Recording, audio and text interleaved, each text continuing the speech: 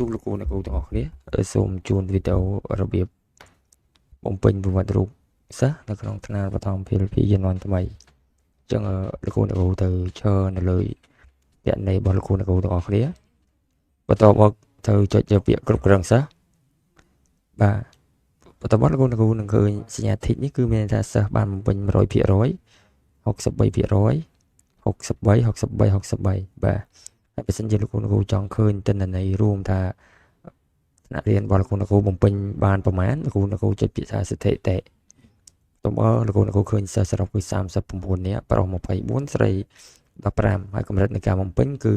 មធ្យមភាពបំពេញគឺយើងបាន 63.4% ក្នុងចំណោមសិស្ស39នាក់ហើយបំពេញបាន 100% មានតែ1នាក់ទេ 2.6 ហើយនេះជារបាយការណ៍ទាំងអស់ដែលយើងបានបំពេញនៅក្នុងមុខងារនីមួយៗការសិក្សាមតិកញ្ចប់សម្ភារៈជំនួយទទួលបានស្ថានភាពបានក្រីក្រស្ថានភាព BMI ការផលិតពិការភាពផ្នែកនឹងវិជ្ជាបាទហើយនឹងស្ថានភាពចាក់វ៉ាក់សាំងទទួលបានគឺយើងបង្ហាញជាផ្ទាំង dashboard ឲ្យបែបនេះបាទ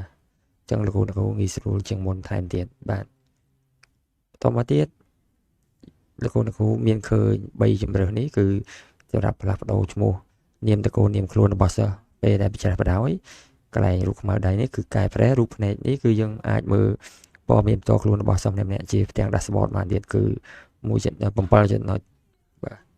2 3 4 5 6 7 8ចំណុចនេះបាទយើងមើលឃើញ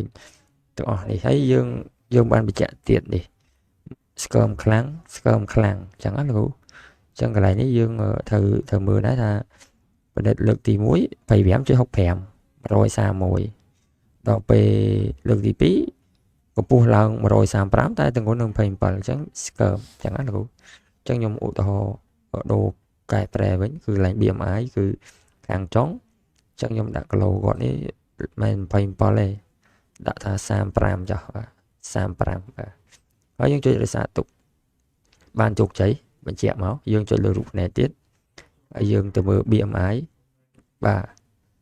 លើកទី1គឺស្គមដល់ពេលឆមួយទី2គឺធម្មតាមានតែកម្ពស់ទម្ងន់សមាមាត្រទាំងគ្នាអញ្ចឹងណាលោកគ្រូបាទនេះគ្រាន់តែជាឧទាហរណ៍ទេតែលោកគ្រូពេញតាមទិន្នន័យជាក់ស្ដែងរបស់លោកគ្រូមកហើយកុំភ្លេចដាក់រូបភាពរូបថតសិស្សឲ្យបានគ្រប់សិស្សនឹងផងបាទអញ្ចឹងនេះនៅថ្នាក់ទី3ខនេះឃើញថាការបំពេញរបស់គាត់បាន 63% សឹងតែគ្រប់សិស្សអស់ហើយរួចរាល់គឺតែមួយនាក់ទេបាទអញ្ចឹងយើងចូលកែប្រែទៅយើងបំពេញតាមនឹងបាទតាមនឹងហោហែអញ្ចឹងមកលោកគ្រូបាទអ្វីដែលយើងបានអាប់ដេតហ្នឹងគឺស្ថិតិបាទពេលដែលលោកគ្រូចូលទៅលើស្ថិតិនឹងលោកគ្រូនឹងឃើញទិន្នន័យទាំងអស់ដែលយើងបានលម្អិតនីមួយៗហើយជាពិសេសយើងបានបញ្ជាក់ងាយស្រួលដល់គ្រូទុកថ្នាក់តាមដានទៀតគឺបំពេញបានប្រមាណភាគរយនៅខ្វះប្រមាណជោគជ័យគ្រប់ 100% មានប្រមាណហើយសិស្សមានប្រមាណអីប្រមាណអញ្ចឹងគឺនៅក្នុងទាំងអស់បាទវីដេអូរបស់ខ្ញុំមានតែប៉ុណ្្នឹងទេសង្ឃឹមថាលោកគ្រូទាំងអស់គ្នានឹងអាចយល់យកទៅប្រើប្រាស់បានគ្រប់គ្នាបាទសូមគោរពអរគុណនិងសូមជម្រាបលា